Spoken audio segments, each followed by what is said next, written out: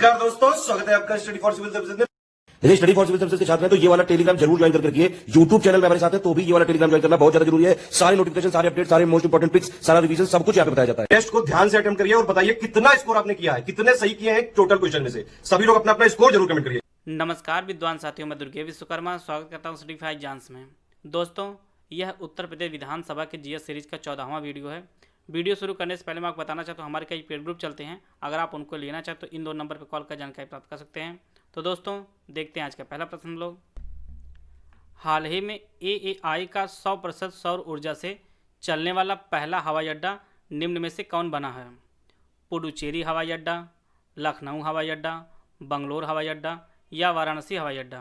तो इसका जो सही आंसर है वो ऑप्शन ए पुडुचेरी हवाई अड्डा सौर ऊर्जा से चलने वाला पहला हवाई अड्डा बना है। और एएआई का जो फुल फॉर्म होता है वह एयरपोर्ट्स अथॉरिटी ऑफ इंडिया होता है। एयरपोर्ट्स अथॉरिटी ऑफ इंडिया होता है। और पुडुचेरी जो है वह एक केंद्र शासित प्रदेश है और यहाँ के जो वर्तमान मुख्यमंत्री हैं वह पी नारायण स्वामी हैं। पी नारायण स्वामी। और यहाँ के जो है वर्तमान उपराज्यपाल हैं वह किरण बेदी जी हैं। किरण बेदी जी हैं। और यह एयरपोर्ट जो है सौर ऊर्जा से वह 2 अक्टूबर 2020 से शुरू हुआ चलना। आइए देखते हैं अगला प्रश्न लोग। एफएटीएफ ने निम्न में से किस देश को ग्रे लिस्ट में अभी भी रखने का फैसला किया है? चीन, भारत, बांग्लादेश, पाकिस्तान? तो इसका जो सही आंसर है वो ऑप्शन डी पाकिस्तान। पाकिस्तान को जो है एफएटीएफ ने जो है ग्रे लिस्ट में अभी भी रखने का फैसला किया है। और एफएटीएफ का जो फुल फॉर्म होता है वो आप लोग जान लीजिए, फाइनेंशियल एक्शन टास्क फोर्स होता है। फाइनेंशियल एक्शन टास्क फोर्स होता है एफएटीएफ का फुल फॉर्म। और इसकी जो स्थापना हुई थी वह 1989 में हुई थी और इसका जो मुख्यालय है वह पेरिस में है। और किन देशों को लिस्ट में डाला जाता है उनके बारे में आप लोग जान लीजिए। जहां पर चरमपंथ की फंडिंग और मनी लॉन्ड्रिंग का जोखिम सबसे ज़्यादा होता है उन्हीं देशों को जो है ग्रे लिस्ट में डाला जाता है। तो इसका जो ऑप्शन डी है वह सही है। आ जाते हैं अगला प्रश्न हम लोग। निम्नलिखित में से भौतिक राशियों और मात्रकों की कौन सी जोड़ी सही नहीं है? दाब डाइन, विद्युत धारा एम्पियर, बल न्यूटन, द्रव्यमान किलोग्राम? तो इसका जो सही आंसर है वह ऑप्शन ए दाब डाइन, यह सही जोड़ी नहीं है। दाब का जो मात्रक होता है वह पास्कल होता है और वहीं पे विद्युत धारा जो मात्रक होता है वह एम्पियर होता है। बल का मात्रक न्यूटन होता है और द्रव्यमान का जो मात्रक होता है वह किलोग्राम होता है। इसका जो ऑप्शन ए है वह सही है। आ जाते हैं अगला प्रश्न लोग। फूलों का अध्ययन विज्ञान की किस शाखा के अंतर्गत किया जाता है? एंथोलॉजी, फ्लावरलॉजी, एग्रोस्टोलॉजी या इथोलॉजी? तो इसका जो सही आंसर है वह ऑप्शन ए एंथोलॉजी। फूलों का जो अध्ययन किया जाता है वह एंथोलॉजी के अंतर्गत किया जाता है। इसका जो ऑप्शन ए है वह सही है। आ जाते हैं अगला प्रश्न लोग। निम्नलिखित में से किस वैज्ञानिक ने 1888 ईस्वी में गुणसूत्र का नामकरण किया था? वीजमैन, रॉबर्ट ब्राउन, डी डबे, वाल्डेयर? तो इसका जो सही आंसर है वो ऑप्शन वाल्डेयर। वाल्डेयर ने जो है 1888 में गुणसूत्र का नामकरण किया था। इसका जो ऑप्शन डी है वह सही है। आ जाते हैं अगला प्रश्न लोग। कैबिनेट मिशन मार्च 1946 में भारत आया। इस मिशन के सदस्यों में निम्न में से कौन शामिल नहीं? तो वो आपको बताना है। पैथिक लॉरेंस, एवी अलेक्जेंडर, स्टोफोर्ड क्रिप्स, एसवी अलेक्जेंडर? तो इसका जो सही आंसर है वो ऑप्शन डी एसवी अलेक्जेंडर जो है वह कैबिनेट मिशन के सदस्यों में नहीं थे। कैबिनेट मिशन के सदस्यों में जो थे वह पैथिक लॉरेंस थे, एवी अलेक्जेंडर थे और स्टोफोर्ड क्रिप्स थे। और यह जो है 1946 में भारत आए थे। और उस समय जो है इंग्लैंड के जो प्रधानमंत्री थे वह क्लेमेंट एटली थे। और कैबिनेट मिशन का जो मुख्य उद्देश्य था वह संविधान सभा का निर्माण करना था। कैबिनेट मिशन का मुख्य उद्देश्य। आइए देखते हैं अगला प्रश्न लोग। पुराणों का अध्ययन करने वाला पहला मुसलमान निम्नलिखित में से कौन था? मोहम्मद साहब, दारा शिकोह, मीर कासिम या अलबरूनी? तो इसका जो सही आंसर है वह ऑप्शन डी अलबरूनी। पुराणों का अध्ययन करने वाला पहला जो मुसलमान थे वह अलबरूनी था। और यह जो है गजनी के साथ भारत आया था और इसने किताब लिखी थी किताब उल हिंद। किताब उल हिंद। और यह जो किताब है यह अरबी में लिखी थी। यह कई बार परीक्षाओं में पूछा गया है कि किताबुल हिंद के लेखक कौन है, तो वह अलबरूनी है। तो इसका जो ऑप्शन डी है वह सही है। आज देखते हैं अगला प्रश्न लोग। भारत में संविधान सभा के गठन का विचार पहली बार किसने रखा था?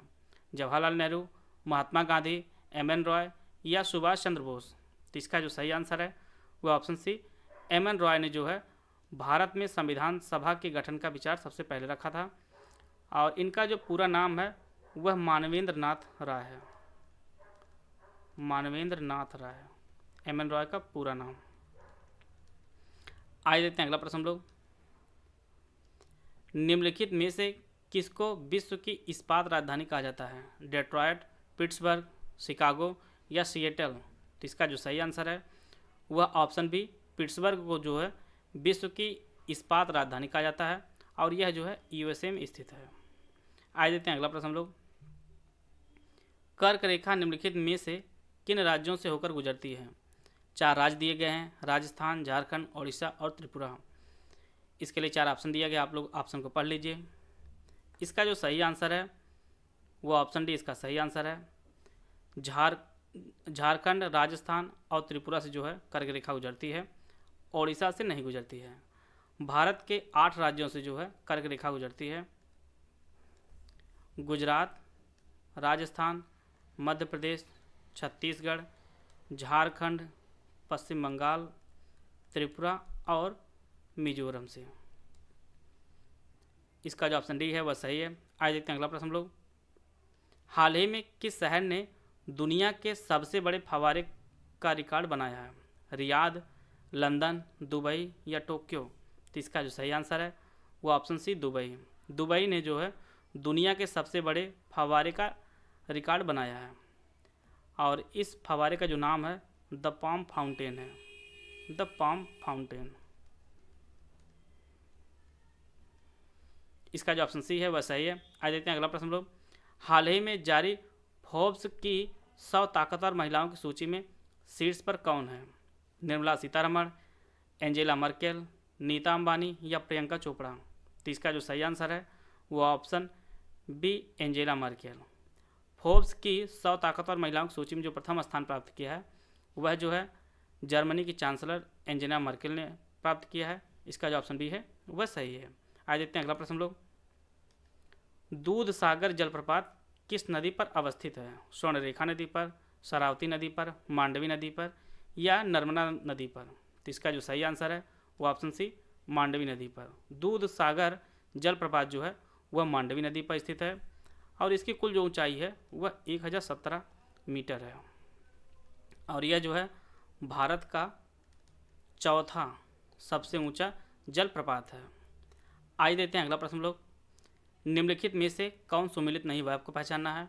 लेब्राडोर धारा शीत, कैलिफोर्निया की धारा उष्ण, क्यूरोसिया की धारा उष्ण, पश्चिमी ऑस्ट्रेलियाई धारा शीत। तो इसका जो सही आंसर है वो ऑप्शन बी कैलिफोर्निया की धारा जो है वह उष्ण ना होकर यह शीत धारा होती है। इसका जो ऑप्शन बी है वह सही है। आज देखते हैं अगला प्रश्न लोग। हाल ही में जारी वैश्विक इंटरनेट स्पीड रैंकिंग में भारत का स्थान है वो आपको बताना है। 131, 100, 125, 122। तो इसका जो सही आंसर है वो ऑप्शन ए 131। वैश्विक इंटरनेट स्पीड रैंकिंग में जो भारत का स्थान है वह 131 है और इस रैंकिंग के लिए जो है कुल 138 देश लिया गया था और हमारी जो रैंकिंग वो बहुत ही ख़राब है। हमसे अच्छे तो नेपाल है, श्रीलंका है, पाकिस्तान है और इस रैंकिंग में जो पहला स्थान प्राप्त किया है वह दक्षिण कोरिया है। दक्षिण कोरिया। और यहाँ की जो औसत इंटरनेट की स्पीड है वह 121 Mbps है और भारत की जो स्पीड है वह 12 Mbps है लगभग। आज देखते हैं अगला प्रश्न लोग। हाल ही में विश्व पोलियो दिवस किस दिन मनाया गया है? 4 अक्टूबर को, 24 नवंबर को, 14 अक्टूबर को या 24 अक्टूबर को? तो इसका जो सही आंसर है वह ऑप्शन डी 24 अक्टूबर को जो है विश्व पोलियो दिवस मनाया गया है। इसका जो ऑप्शन डी है वह सही है। आइए देखते हैं अगला प्रश्न लोग।